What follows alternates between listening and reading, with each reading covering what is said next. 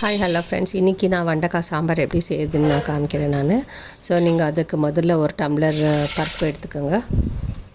அதை கழுவி நல்லா எடுத்து வச்சுக்கோங்க. அதுக்கப்புறம் 1/4 கிலோ வெண்டைக்காய், அதுக்கப்புறம் தக்காளி, வெங்காயம், பூண்டு, கருவேப்பிலை கொஞ்சம் தாளிக்கிறதுக்கு கருவேப்பிலை எடுத்துக்கோங்க. பருப்பை நல்லா கழுவி எடுத்துன்னு வந்துட்டேன் நான். அதில் பூண்டு, வெங்காயம், தக்காளி சேர்த்துடுங்க.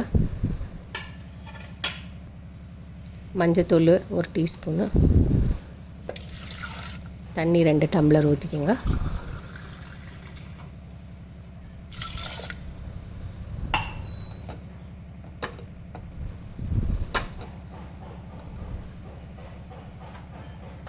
கொஞ்சம் எண்ணெய் ஆட் பண்ணிவிட்டு குக்கர் மூடி போட்டு ஒரு 3-4 விசில் வர வரைக்கும் நீங்கள் வச்சு எடுத்துக்கோங்க குக்கரில். அது ஒரு ஓரமாக ஆயின்னு இருக்கட்டும். இந்த பக்கம் நம்ம வெண்டைக்காவை கட் பண்ணிக்கலாம். இது பிசு தன்மை இல்லாத வரவங்க சாம்பாரை நீங்கள் இதே மாதிரி செஞ்சு பாருங்கள். என்னென்னா கொஞ்சம் எண்ணெய் ஃப்ரை பண்ணும்போது கொஞ்சம் எண்ணெய் கூடுதலாக போடணும். நீங்கள் போட்டால் தான் அந்த இது வழவழப்பு தன்மை இருக்காது. நான் எங்கள் வீட்டில் இந்த மாதிரி தாங்க வெண்டைக்காய் சாம்பார் செய்வேன். சாப்பிடாதவங்க கூட நல்லா சாப்பிட்டுடுவாங்க. ஸோ கட் பண்ணியாச்சு வெண்டைக்காய். இதை ஒரு வானிலையில் எண்ணெய் ஊற்றிட்டு வெங்காயம் கொஞ்சம் போட்டு இதை கட் பண்ணி வச்சுக்கிற காயெல்லாம் எடுத்து போட்டு அதையும் நல்லா வதக்கிடுங்க. நல்லா ப்ரௌனாக வதங்கணும். கொஞ்சம் கலர் சேஞ்ச் ஆகிற மாதிரி வதக்குங்க. அதுக்கப்புறம் ஒரு டம்ளர் தண்ணி ஊற்றுங்க. புளி தண்ணி கொஞ்சம் சேர்த்துக்கணும்.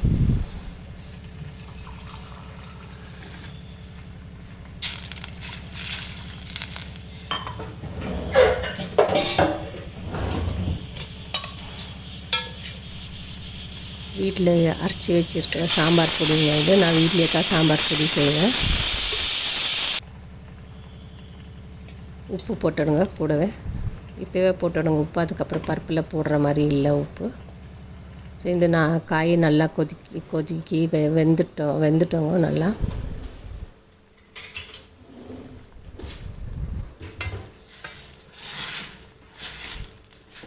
நல்லா கொச்சி வரும்போது ஆஃப் பண்ணிடணுங்க.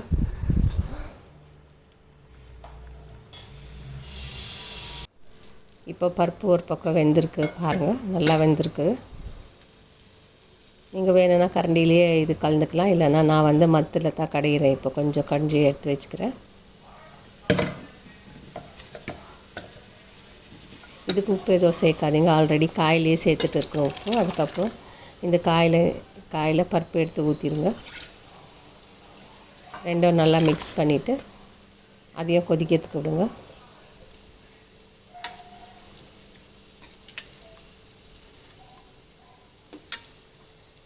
இப்போ செக் பண்ணிக்கோங்க உப்பெல்லாம் கரெக்டாக இருக்குதான்னு, புளி உப்பெல்லாம் கரெக்டாக இருக்குதுன்னு. அதுக்கப்புறம் கொஞ்சம் பெருங்காய பொடி போட்டு நல்லா கொதிக்க விடுங்க. இது கூட மசாலா வாசனைலாம் போகணும். அந்த சாம்பார் பொடி வாசனைலாம் போகணும். அப்போ தான் சாம்பார் நல்லா மணமாக இருக்கும். கொஞ்சம் கருவேப்பிலை தூவிடுங்க. இதுவும் நல்லா கொதிக்கிட்டோம். ஒரு 5 மினிட்ஸ் அப்படி கொதிக்கிட்டோம்.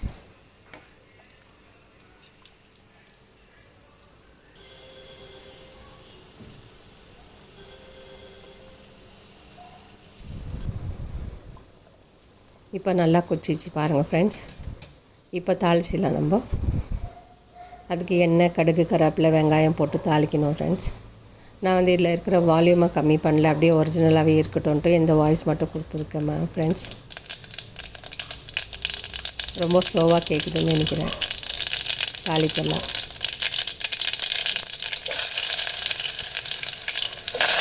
வெங்காயம், காஞ்ச மிளகாய் 1 போட்டுக்கோங்க ஃப்ரெண்ட்ஸ். போட்டு நல்லா வதக்கிடுங்க. கொஞ்சம் கலர் சேஞ்ச் ஆகிற வரைக்கும். அப்போ தான் குழம்பு தாளிக்கும் போது நல்லா வாசனையாக இருக்கும். இந்த மாதிரி நீங்கள் செஞ்சு பார்த்தீங்கன்னாக்கா வழவழ தன்மையே இருக்காது சாம்பார். நல்லாயிருக்கும் சாம்பார். எப்போவும் வெண்டைக்காய் சாம்பார் செஞ்சாக்கா யாரும் வீட்டில் சாப்பிட மாட்டாங்க. ஆனால் இந்த மாதிரி ஒரு முறை எல்லோரும் செஞ்சு பாருங்கள். பிசெல்லாம் இருக்காது சாம்பாரில்.